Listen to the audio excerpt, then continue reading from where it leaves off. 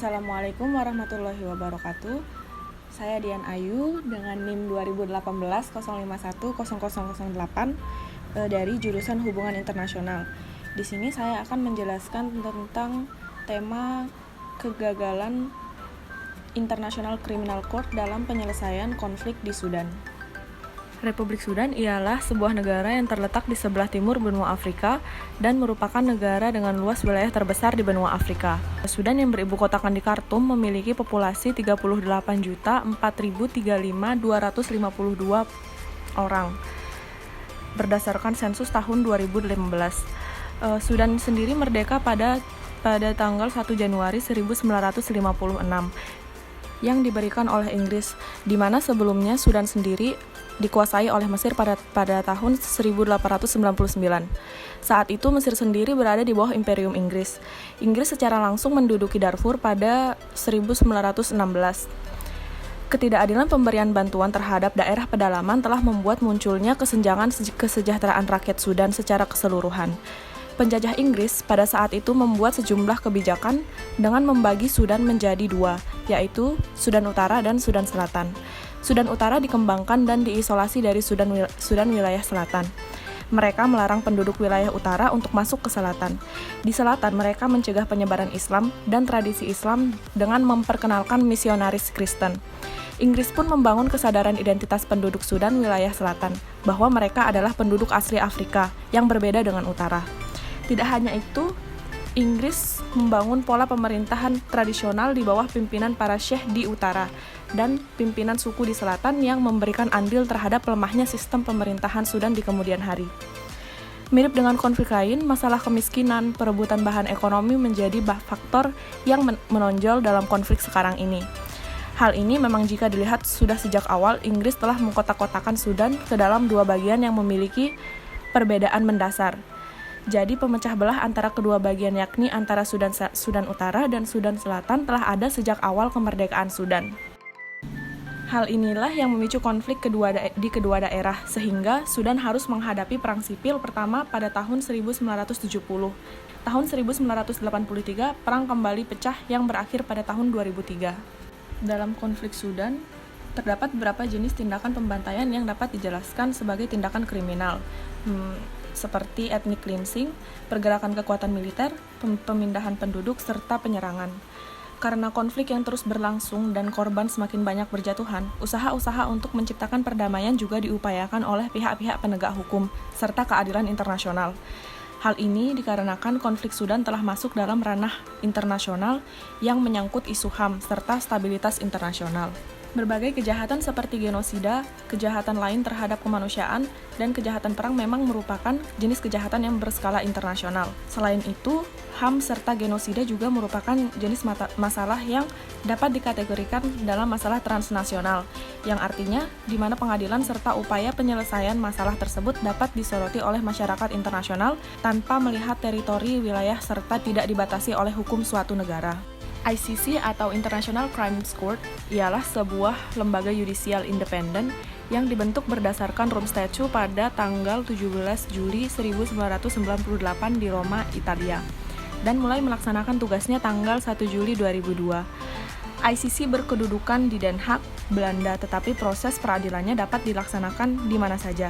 Sampai saat ini ICC mempunyai 108 anggota dan masih ada 40 anggota lagi yang ikut menandatangani Rome Statute tetapi belum meratifikasinya.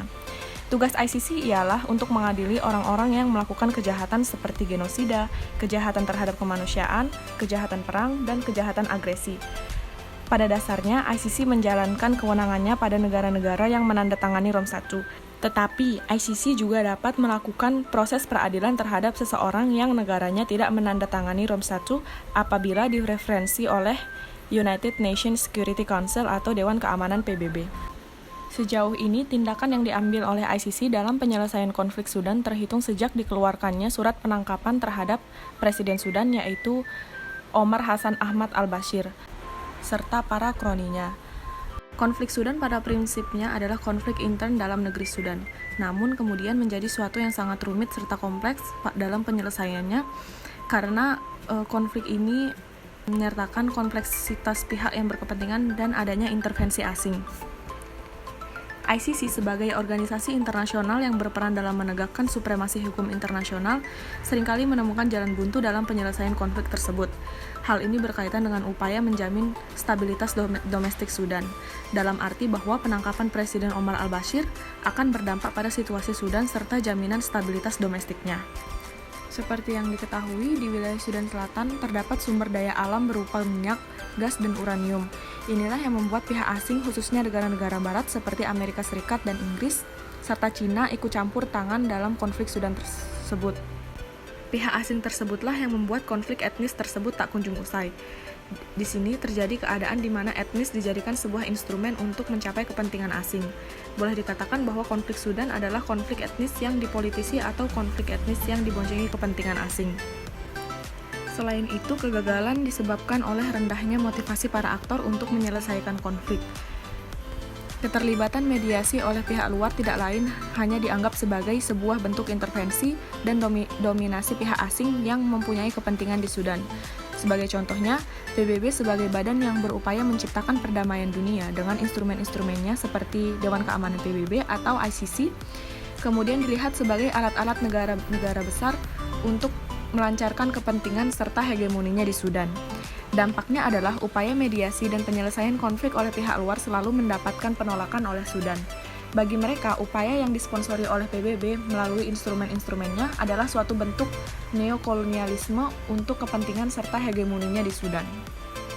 Tuduhan ICC atas pelanggaran yang terjadi di Sudan dengan tegas ditolak oleh pemerintah Sudan dan menduduh negara-negara barat menggunakan ICC untuk mendestabilisasi Sudan dan menguasai kekayaan Sudan terutama minyaknya.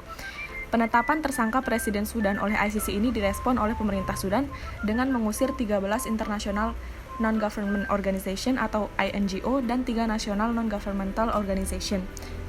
Beberapa jam setelah pengumuman oleh ICC, mereka dituduh telah melanggar hukum Sudan dan memberi informasi yang tidak benar kepada ICC dan diperintahkan untuk meninggalkan Sudan dalam waktu 24 jam.